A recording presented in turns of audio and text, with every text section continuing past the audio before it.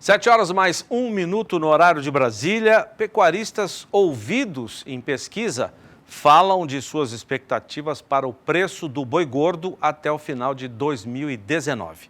A pesquisa foi realizada pelo portal Notícias do Fronte, coordenada pelo Rodrigo Albuquerque, que ouviu cerca de 500 integrantes da cadeia produtiva da pecuária de corte em todas as regiões do país. E se você quiser mais informações dessa pesquisa, consulte o portal www.gestãoderiscoempecuaria.com.br. E nós estamos aqui com o Rodrigo Albuquerque, nos dando a honra de participar aqui do Mais Pecuária, e o João também. João Pedro, nosso comentarista. Tudo bem, Rodrigo? Tudo bem, Zaidan. Obrigado, viu? É um prazer nosso estar aqui com você, com o João e com o pessoal aí ouvindo a gente e escutando. Olha, na última sexta-feira eu trouxe os dados, até estamos com as telas, com as perguntas. Se você quiser, a gente pode chamar uma a uma.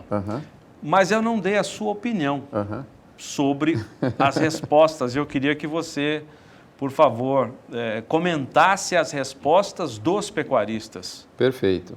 Bom, eu particularmente gosto muito de fazer isso porque a gente sente o termômetro, eu falo, o mercado no fundo são pessoas. Então, se a gente sentir a expectativa, a vontade ou não de negociar das pessoas, a gente acaba entendendo quais caminhos que o mercado pode tomar no futuro próximo, né, João? Legal. Então, de vez em quando a gente faz essa pesquisa. E eu particularmente acho que ela foi bem alinhada com o que eu vejo para frente.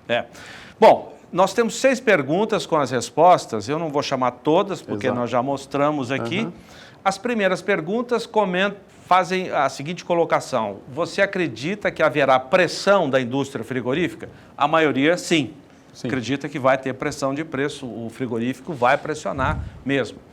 E a maioria também acredita que vai haver melhora nos preços do boi gordo. Vamos pedir para colocar a tela de número 4, vamos ver se eu acerto a pergunta número 4, para a gente mostrar a pergunta, as respostas do pecuarista. Você acredita em aquecimento da arroba no segundo semestre de forma que a média seja superior à do primeiro semestre? A maioria, 90%, sim. Passa para a pergunta número 5, por favor. Pergunta número 5 diz o seguinte: se houver aquecimento da arroba, qual é a sua aposta? Considere o preço máximo. Aí, a maioria... R$190 a arroba, ninguém acredita nisso, né, Rodrigo? Exato. Até R$174, 12%. Pode passar para a tela seguinte? 12% acreditam que o preço vai até 174. Mas a maioria, nós vamos ver já, acredita que a arroba fique entre 164 e 169 reais no segundo semestre. E tem uma outra pergunta, a número 6, pode colocar também. Quando é que esse pico de preços vai acontecer? Aí você vai ver que a resposta é setembro, 30% acreditando que o pico, ou seja, R$ 165 em setembro, Rodrigo. Exato. Bom, começando do começo, né? É normal a gente ver uma pressão no final de safra. Agora, o frio vem, está chegando até Goiânia, vem aqui para o Mato Grosso do Sul, já consegue usar um casaco, né? Então é normal, mas o interessante, acho que o que chama a atenção dessa primeira parte, não é esperar uma pressão nesse final de safra, que é normal, é o impacto dessa pressão. A maior parte do público acha que esse impacto deve ser inferior a R$ 4,00 por arroba, agora no curto prazo. Isso é consideravelmente menor do que a pressão que a gente viu nos últimos anos no final de safra. Então, falar em uma pressão menor no momento natural de pressão é uma firmeza de mercado. Então, né, João? Você não acha que a questão das exportações, nós comentávamos essa semana, a média de mais de 6.500 toneladas dia de carne exportada e o preço do dianteiro como subiu no mercado, a exportação hoje e a expectativa do segundo semestre são dois fatores que estão ajudando a diminuir essa possibilidade de redução de preço, não? Perfeito, eu concordo totalmente com essa análise. Eu até brinco, eu falo, se você encontrar um chinês na rua, você já pode agradecer ele porque ele já está fazendo um favor para a sua fazenda. Então, a expectativa, os números reais já dos meses fechados mostram claramente um avanço da exportação. A expectativa já era positiva desde o início do ano. Os números da ABEC já falavam algo em torno de 10% de aumento em relação ao ano passado. Isso está se concretizando em vários meses com muita folga, realmente. E no caso do segundo semestre, onde há uma curva, uma sazonalidade de volume e de preço, se a gente pegar a média dos últimos anos, esse ano mais ainda em função do que a gente está vendo da possível demanda da China, né? Uma das perguntas, e você já citou aqui, teve como resposta que a pressão, a maioria acredita que essa pressão do frigorífico sobre o preço da arroba seja de R$ 4,00 entre a safra e a entre-safra, esse vácuo aí, né? R$ 4,00 a menos no preço da arroba nesse período de depressão. Você disse também, fora do ar, que o número médio, essa queda, fica em R$ 11,00 por arroba. Exato. Quer dizer, estamos com uma pressão, mas uma pressão menor, de 4 para 11. Por que estamos com essa pressão menor este ano? Um dos motivos, eu acho que é o que o João comentou. A gente está num momento no mercado interno andando de lado, a economia brasileira estava com uma expectativa melhor no início do ano e certamente ela se deteriorou nesse momento, mas a gente está com o suporte das exportações, como o João comentou. E um câmbio, né? E um câmbio que adquiriu um patamar acima de R$ 4,00 que torna essa operação bastante interessante. Né? Então, outra coisa, o suporte dos pastos ainda está muito bom. Então, aquela vontade, aquela desova de final de safra, ela está mais paulatina nesse ano, fazendo dificultar o trabalho do frigorífico de tentar pressionar nesse momento. Tentar eles vão, é natural. Rodrigo, o pessoal fala muito em termos de proteção de preço. Perfeito. A grande parte do pessoal que você consultou fala de 161 a 165 arroba. Perfeito. B3 na bolsa bateu 164. Exato. Por que nenhum produtor, muito poucos produtores, não fizeram opção de venda por 161, uma opção que custaria R$ 1,00, R$ 1,50? Por que eles não fazem, ainda não fazem? Olha, isso é uma coisa... Eu fiz, posso lhe falar que semana passada o mercado foi no dia 16 a 164,40, foi a máxima do ano. Eu comprei proteção de preço para a entre-safra, só que o que acontece? A demanda, ela diminuiu muito nos últimos anos, mas comparado com o curtíssimo prazo, ela até aumentou. Então, por R$ 1,00, mesmo o mercado lá no 164, eu gosto de comprar uma proteção de preço na faixa de R$ 1,00 por arroba. Na semana passada você conseguia comprar no 156, 157, que já é um número interessante. É o fundo do poço, né? Exato. Vamos fazer o seguinte, eu vou deixar uma pergunta em aberto, daqui a pouco a gente volta. O pico de preço, na opinião da maioria dos seus entrevistados, será em setembro. Perfeito. Por quê? Daqui a pouco você me responde. Voltamos com o Rodrigo Albuquerque, do Notícias do Front, e o João Pedro, e o nosso assunto, até para você que chegou agora, é a expectativa que o pecuarista tem nos preços do boi gordo até o final do ano. Nós vimos a pesquisa que o Notícias do Front realizou com pecuaristas, 500 pessoas da cadeia produtiva, não só pecuaristas, mas também gente da indústria, técnicos, em diversas regiões do país.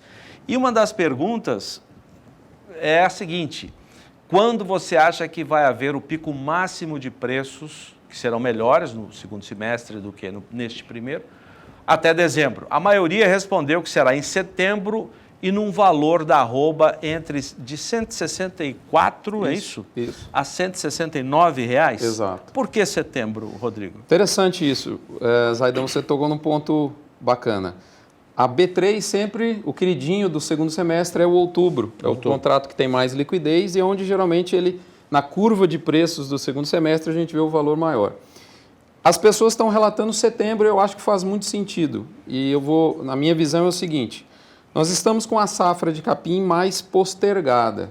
Esse regime de chuvas foi mais bondoso, generoso, né? Isso, a gente ainda tem capins em bom suporte. Então é provável que essa oferta de maio ela acaba se transformando numa oferta de junho e julho.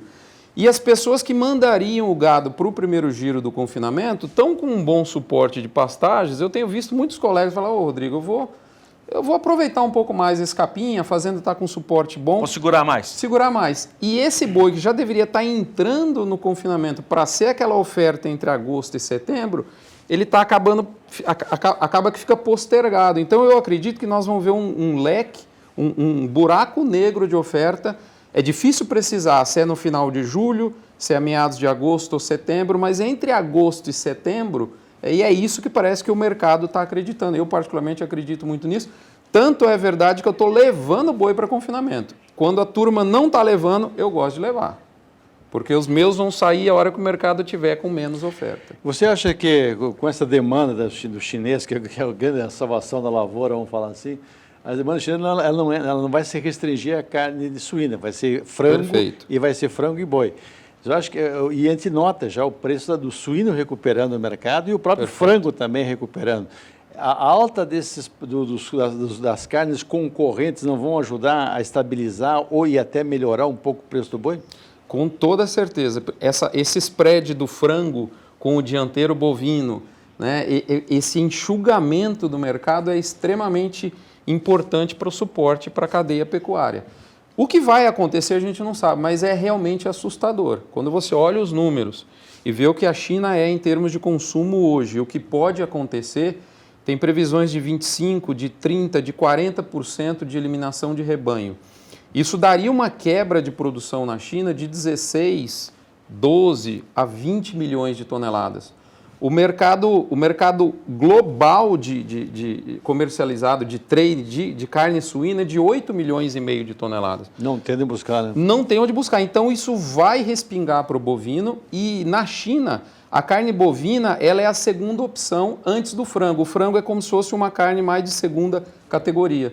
Então isso certamente vai ser suporte. E o chinês tem o hábito de comer aquele frango de caipira, vamos falar assim, né? Uhum. Ele tem uma certa relutância em comprar esse frango de granja lá na China, né? Mas vai acontecer. Agora, se especula muito no mercado que daqui a 60 dias novas plantas estarão prontas, habilitadas para exportar. Esse pessoal vai ter boi para comprar, vai ter novilha para comprar, para atender o chamado boi China? Esse é o ponto, né? A gente não sabe se são 20, eu já escutei 24, 44, 78 plantas, então a gente não sabe exatamente. A última é 78 com a informação, agora com a chegada da missão, coordenada pela ministra. Mas seria um somatório, né? Seria 78 para todas as carnes. Suínos, 24 seriam aquelas plantas já habilitadas para a União Europeia, né? Que Exato. Aí o pessoal já teria um certo condições já de ser habilitada para atender o mercado chinês. Uma jurisprudência. Mas como é que na tua conversa, os frigoríficos já estão pensando em já amarrar alguma coisa para aqui 60 dias ou não? Então, inclusive, na semana passada, por exemplo, quando o mercado foi a 1,64, a gente viu claramente as mesas de termo já bem ávidas para colocar esse boi para dentro. O que a gente está percebendo, mesmo as plantas frigoríficas que conseguem alongar a escala nesse momento, o que é até em alguma medida natural, elas não tiram o pé da compra. Então, assim, eu estou com escala mais longa, eu vou fazer uma pressãozinha, mas eu quero continuar comprando e abatendo cheio, como a gente fala na prática. Isso é uma medida de que o mercado está ávido, né? Como é que você vê uma tentativa de mudar essa regra do boi China, que é de comprar bovinos até 30 meses de idade? Como é que você vê? Tem um lado de que o brasileiro não está preparado para isso, a gente acredita que esteja, Sim. Mas a alegação pode ser essa. O Brasil não está preparado para ter uma grande escala com animais até 30 meses. E tem um outro lado também, que o frigorífico, sabendo dessa exigência, tinha que remunerar o produtor. Não, pode fazer o boi que eu vou pagar mais. Como é que você vê isso? O motivo alegado pelas pessoas que a gente conversa é que é uma exigência em função do mal da vaca louca. Dificilmente um animal com menos de 30 meses tem esse mal. Então, você colocando uma barreira de idade, você tem uma segurança sanitária, né? Vamos falar assim. A gente sabe que em pecuária é diferente de frango, né? A coisa não se resolve no estalar de dedos. A gente ainda vê muitos animais sendo abatidos acima de 30 meses. Então, isso não se resolve do dia para a noite e corre o risco, sim, de faltar animais para a China. Tanto é verdade que o bônus China, eu brinco que criou uma nova certificação no mercado, né? Tem o boi Europa, o boi China, a carcaça China e a carcaça não China. Isso é sinal de que a demanda está maior. Explica para a gente, o boi China, nós já falamos, é um animal até 30 meses. Exato. E a carcaça China, o que é? É a carcaça oriunda desse animal. Ela tem que atender a idade Mas o chinês ele não é tão exigente com relação à gordura, por exemplo, como alguns outros países, né?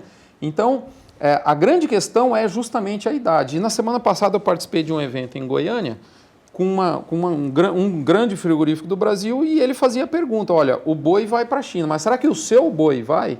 Então é importante o produtor entender qual é a exigência do mercado, não só o mercado China, mas o mercado do Irã, o mercado da União Europeia, e esse contato entre produtor e indústria ele tem que ser melhor equacionado. A gente pode entrar num squeeze, como a gente fala, ou seja, ter a demanda e não ter oferta. Não ter o produto para entregar. E aí o preço vai caminhar na frente.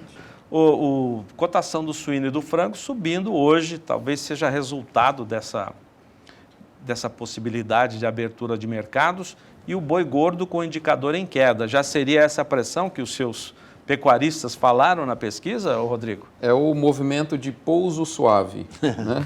É o soft landing. É um pousinho suave, sem machucar, como foi nos anos anteriores, onde a queda foi muito maior. Está difícil da indústria conseguir baixar esse boi. A gente entra no momento, né, João, que a gente falava ali fora do ar, mercado de clima no boi. Vai esfriar. Semana passada eu falei com várias mesas de compra, a gente falou mais de termômetro do que de boi. Que dia que vai esfriar? Vai esfriar agora, o pecuarista fica assustado, então é um movimento normal, mas o boi está mais firme esse ano. Está mais firme. Tá.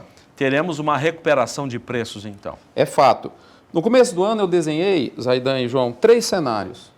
Um cenário pessimista, um cenário mediano e um cenário altista. Eu gosto de trabalhar sempre nessa vertente. O cenário pessimista era uma alta nos preços ao longo do ano de 4,5% em relação ao ano passado. O cenário mediano era uma alta de 8,8% em relação ao ano passado. E o cenário altista era uma alta de mais de 20% em relação ao ano passado. O que vinha acontecendo? No começo do ano, a gente vinha namorando entre a curva de baixo, de uma alta de 4,4%, 4,5%, até uma alta de 8,8%. Na semana passada, quando a Bolsa deu essa estilingada, que chegou nos 164 em outubro, a gente foi exatamente na previsão média. Eu acredito que a gente vai navegar nesse horizonte, mas mais próximo da linha média de uns 8,8% de alta, o que é uma arroba no segundo semestre aí com um pico de 165, 164, 167, alinhada com a expectativa da pesquisa. Rodrigo, você falou em cenário. O pecuarista tem que se preocupar com isso, tem que investir, recuperar pastagem, arrumar cerca, comprar boi, touro, etc. Como é que você, hoje, né, pela conversa que você tem, esse cenário seria por quantos anos daria uma certa bonança em termos de pecuária? 3, 4 anos até a China voltar a se equilibrar na oferta de carne interna? Excelente pergunta, João. Na verdade, acho que essa é a pergunta mais importante para o produtor, porque assim, como eu vou me posicionar para os próximos meses, para os próximos momentos? A gente está muito acostumado a ver o produtor pegar a coisa sempre no retrovisor, né? O que a gente percebe? Na minha visão, a gente entra num momento de recuperação de preços do ciclo, da cadeia, melhor dizendo. Tanto desde a base da cria, que é o que a gente já está vendo. O bezerro já apresenta uma recuperação de preços, ainda longe daquele pico de 2015. Se a gente traz aquele pico de abril de 2015 do bezerro, ele é um bezerro de R$ 1.800 em valores reais hoje. A gente ainda está longe desse valor. Mas a gente já claramente percebe uma curva ascendente da base da cadeia pecuária. E essa curva normalmente precede em 1 a 2 anos a curva do boi gordo, né? Porque é mais ou menos o tempo de engorda aí das pessoas. Então a sua pergunta, João, eu diria o seguinte: se há uma coisa que o produtor não deve fazer nesse momento, é ficar, como a gente fala na prática, eu sempre gosto de usar o termo prático, desarriado em termos de arroba. Ou seja, ficar com estoque baixo de arroba, porque é provável da gente ver uma correção forte de valores no horizonte de 2019, mas principalmente 2020 e talvez uma parte de 2021. A gente ainda depende das reformas do mercado interno para a gente recuperar a nossa economia interna, que é 75% a 80% do nosso consumo. Da carne bovina. Exato. E a gente espera por saber o que é essa bomba atômica mundial no mercado de proteína, que é o advento da peste suína africana na China. Ou seja, o cenário é promissor. É promissor, sem dúvida nenhuma. É um momento de de fazer investimento para colher num curto prazo. É importante a gente dizer, de maneira rápida, que a grande demanda da China está por vir. Ela não começou ainda. Beleza. João, obrigado. Rodrigo Albuquerque, muito obrigado também pela sua presença aqui.